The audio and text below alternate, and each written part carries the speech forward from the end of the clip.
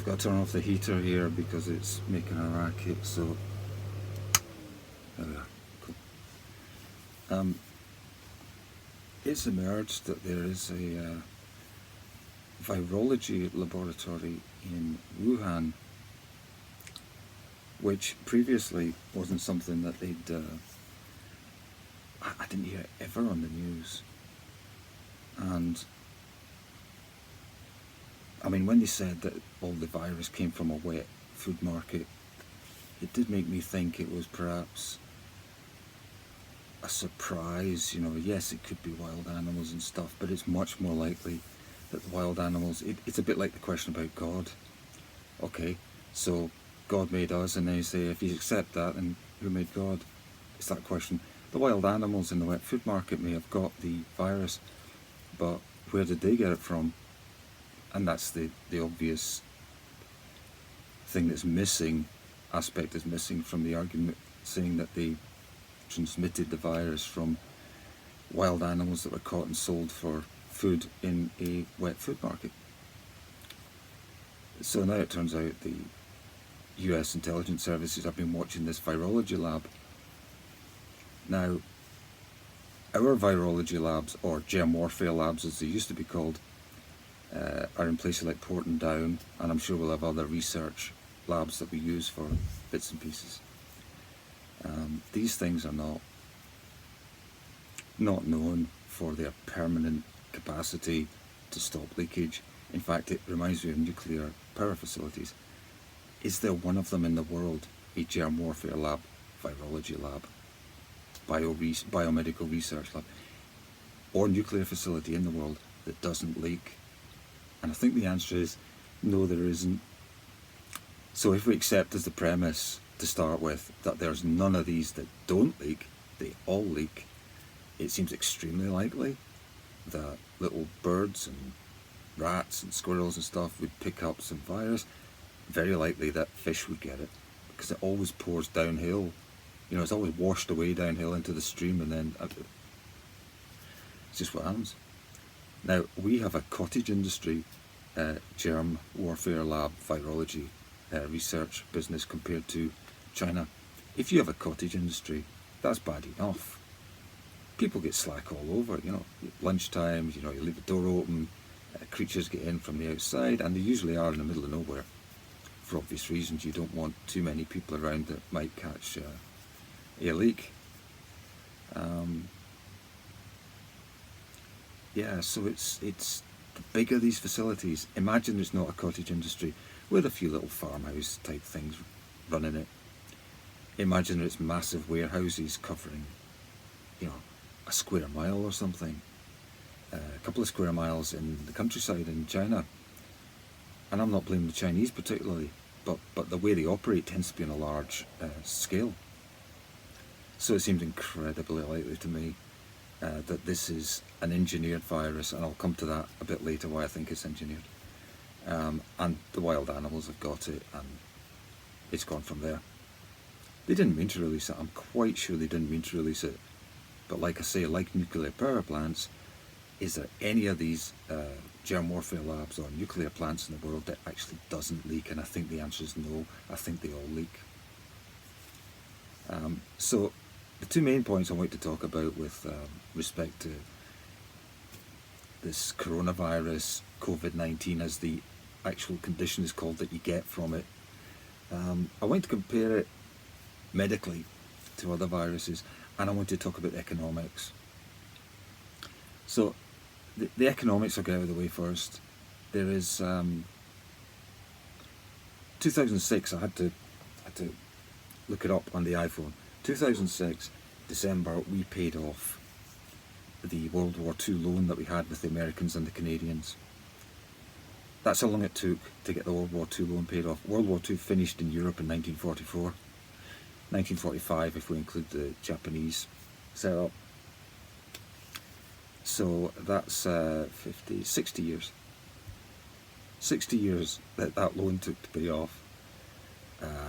Might I suggest to you that the credit crunch that happened in 2007, 2008, and the this thing we got now, the coronavirus, and the economic slam down that we're taking from it, the hit, both these things could be considered to be bigger than the Second World War.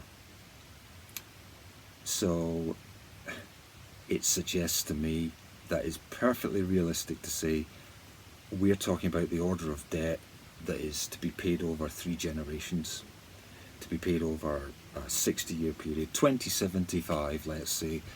That'd be 55 years from now. We should expect to be paying this off. Now, why do I say that's an important way to look? Well, if you don't look at it that way, you're going to look at it the way that the rather short-sighted Conservative government in the UK looked at it when they said that the crunch of 2007-2008, we were going to pay off short-term. Like for a normal person, this is maybe using the overdraft to pay it off and paying high terms, high amounts, but over a short period. You can do that, but 10 years isn't a short period.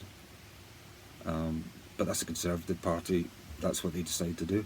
So we had austerity for 10 years, since 2009 to 2019-20, and it's actually not been let off, because just at the point where they were going to let it off, COVID-19 caused by the coronavirus came along. So we hadn't even got to the point where it was going to be, austerity was going to have the brakes off. So, arguably, they should have already been on a big long-term loan business for the 2007-2008 credit crunch.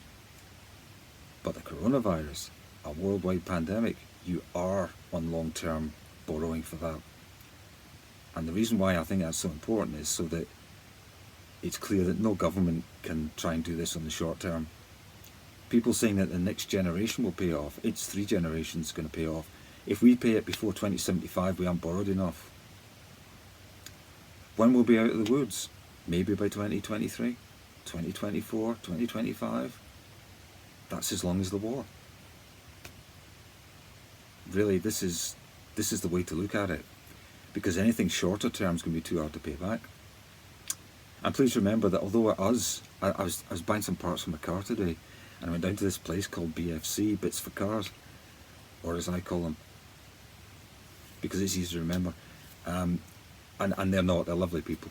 So I went down there, and I was saying to him, at the sharp end, he says, well, it is real money. I said, yeah, at the sharp end, where we are, I'm paying you money. You've got to work to earn it. I've got to, at our end, it's real money. You go to the World Bank, and you talk about countries and continents like Europe. It's not real money, it's just numbers on a computer. They literally are moving numbers from one column to another. It's a load of bollocks. At the sharp end, it's real money, real effort, real time, hardship. But you go, deep into the banking system, the World Bank, the IMF. No, that's not real money. It's just shuffling digits around on the computer. So that's the economic side of it. This is a long-term thing. That's the way to handle it. It's a big thing. This is like a mortgage for an individual. This is a huge lifetime commitment, okay? So don't start on about how you're going to have more austerity. Bullshit. It didn't work in the first place. Just a word about the 2007-2008 credit crunch, by the way. I know somebody who bought a property as an investment property. They bought it in 2001, 2002. And they sold it in 2007. Now, isn't that incredibly lucky? Or is it that they had the nod from the banking sector to a friend of a friend who said, you know what, a load of crap debts have been buried in some of the packages of debt that are being bought, and a lot of people are doing it, a lot of banks are doing it, and eventually it's got to topple over. It's just a house of cards waiting to fall over. It's a pyramid selling scheme. We're doing pass the parcel and just wait until somebody opens the parcel and says, oh shit, look at that, right? That's what it's about. And in 2008 actually was, somebody opened the parcel. And that was it. Once the genie was out of the bottle, everyone knew what was going on. Bad debts, banks didn't really have the money they thought they had. They had very little capital anyway. They'd been loaning out so that they only had about 7% or 8% money in the bank compared to the debts. So they've been told to have more money in the bank since then, but Anyway, so how did this associate of mine know to sell in 2007? Just lucky, I guess. They made £100,000 on that property, and their tracks were covered by a couple of things that I won't go into, but they worked for the government. So when I went to check who'd sold that particular house, there's just an entry that says, this is not available. Not this is not available at this time. This information is not available because of some chapter and verse of government law or whatever. But that bugger was well in with older people who are in the older generation who run things like banks. And they may give him the nod. Meanwhile, loads of other people just lost everything they had. So don't think it was a surprise to everybody, the 2007-2008 crunch. Some people knew in 2007 and flogged stuff at their peak. Some people bought stuff in 2007 and flogged it 2 years later at a loss. That's exactly what happened with that property.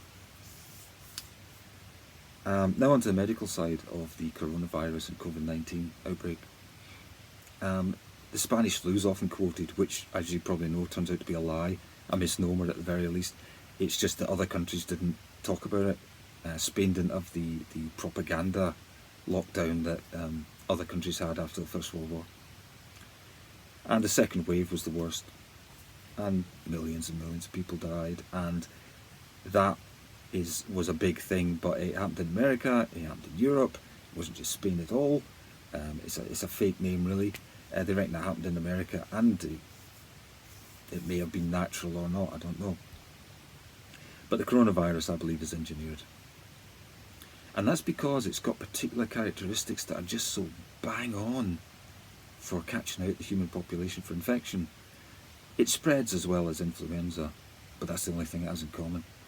It's most comparable to glandular fever, as we call it in the UK, or infectious mononucleosis, as they call it, mono for short, as they call it in America. It knocks you flat. If you've never had it, I had it, and I was off work for 6 months. All your organs, in turn, swell up, and this causes a lot of problems, but one of the things it causes is your weight shoots up. That puts strain on your heart, because your heart's got to pump blood round more of your body. Your body's bigger. Your heart's working 20% harder. If you're already under some sort of strain, like you've got an obesity problem, or you're not particularly healthy and fit, or your diet's bad, you eat a lot of salt, who knows what, you are if you don't get enough rest, you are very prone to heart failure. Mono, or mononucleosis, glandular fever, is when American footballers catch it, they're told just to lay off. Because if your body's swollen, especially spleen, and you have contact sports, you are extremely prone to having something burst open. So even if you physically manage the energy to play a game, it's incredibly dangerous that you do play it. Ill-advised. Basically, I can tell you that they don't get back to full fitness, maybe never. And for a lot of people, it's 12 months to 18 months. This is like a hybrid. And the other thing that was like, some of the symptoms for me, it's like electric tracks on the back. I was incredibly tired. I did have some fever, and coughing I try not to do because I had whooping cough or something very like it, and I know not to cough. If there's nothing coming up, it's like a fake cough. It's the virus trying to spread. So I know not to cough if there's nothing actually beneficial to me. I'm not getting rid of anything in my throat. You don't cough. But some people think, oh, I've got a bit of a cough, spit it out. There's nothing there. That's what they say, a dry cough. It's for the benefit of the virus, not for the benefit of your body. There's nothing to come up. So this virus is very like that. And I caught chickenpox when I was 18. I caught that from someone sending me some paper invites, which funnily enough were meant to be distributed. They said, oh, I won't be there to distribute it because I'm ill. I didn't ask any more questions. A week later, 2 weeks later, whatever it was it 2 weeks or 3 weeks? I was really ill, and I got the pox, literally pustules and stuff, and I was laid up for like 2 or 3 weeks or something. And it was like electric tracks on my back. I remember saying that to the doctor, and he said, oh, that's an interesting phrase. And then when I got this, which must be coronavirus, although of course nobody's getting tested, but if this isn't coronavirus, then it's some other horrible epidemic that's about to hit. So let's not assume that there's that sort of coincidence. So these electric tracks on my back, and it made me think of chickenpox. This spreads like influenza. It's got some symptoms that are like chickenpox for me. Makes you extremely tired, fatigued to the point where you can't get up, and you just crash, you know. It's got this thing of expanding your swelling up your organs, and everything gets put under strain, apart from anything else it may do, interfering with normal operation of your body. And this makes me think it's like such a hybrid, such a clever hybrid of these things, and the way it hits older people. Well, if you wanted to debilitate a country, if you debilitate the children, that's just awkward. But you debilitate older people, they're the people that run the country. I genuinely believe that this is so coincidental to believe that these characteristics just happen to be so.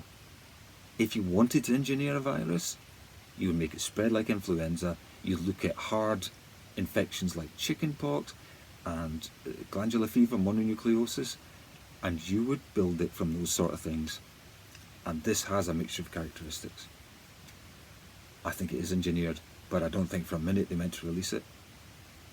It just got out, because they always leak, these labs. Right, take care.